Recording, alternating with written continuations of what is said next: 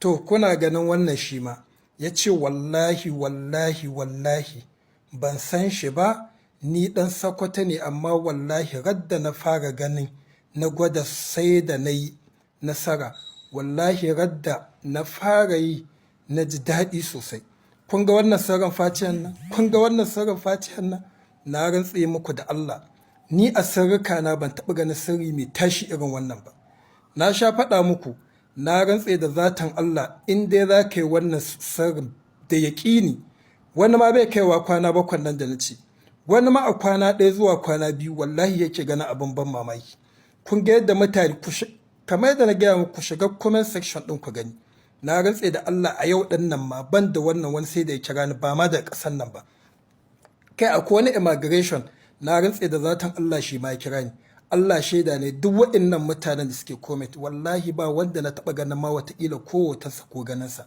Amma kullum in dai zan tashi akan sarrafa fatihan nan da na bada, wallahi mutane godiya da ma addu'a da ma iyaye na addu'a.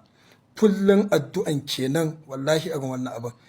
Ga waɗanda suke yawaita tambaya na in turo musu, idan kana son sarrafa fatihan nan, idan ka min magana a WhatsApp dan Allah ka kira ni, ce mu in tura ma, tunda na ga kuna ta wannan, ba na son in ta postin ɗin bidiyo ne, saboda kullum muna da programs ɗinmu kuma min schedules ɗin program ɗinmu.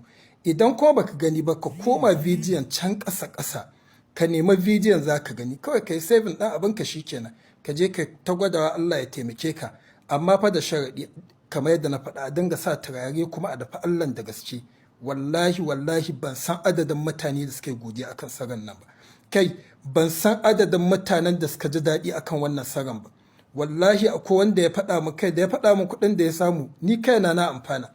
Sabida menene, ga ma'aikata na, akwai shi ma immigration ɗin nan, promotion ɗin shi kusan shekara nawa yaƙi.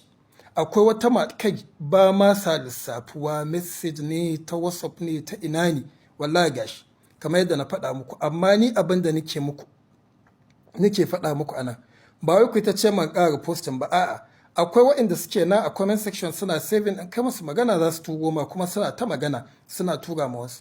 Amma ita biyo wani ta message a ce tura ma, aiki nawa zan yi. Akwai activities kamar yadda na faɗa muku da yawa. Abin da yasa jiya wata mata, wai ko ba zan tura mata bane, irin ko ta yafi shi ne, ki haƙuri.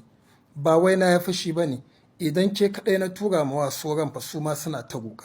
Amma abu mai sauƙi, akwai wani bawan Allah da wata baiwan Allah suna cewa ku yi masa magana, in kuka masa magana sai ku tura muku, haka suke.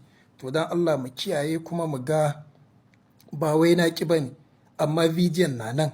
Da dai bidiyon bai nan ne sai in ta tura, amma kuna da yawa, ina zan tura ma wasu sama da mutane followers 100 nawa, amma kuma gashi ba zan iya ba wasu kira. Amma bidiyon na nan, ku nema ku yi saving.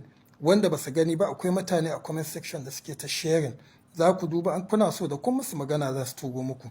Allah ya ƙara taimakon mu da taimakonsa, Allah ya daɗa kare mu da kariyarsa, Allah ya sada mu da dukkanin alkhairin duniya da alƙiyama, Allah ya kare mu dukkan sharrin duniya da alƙiyama, albarka annabi da alƙur'ani.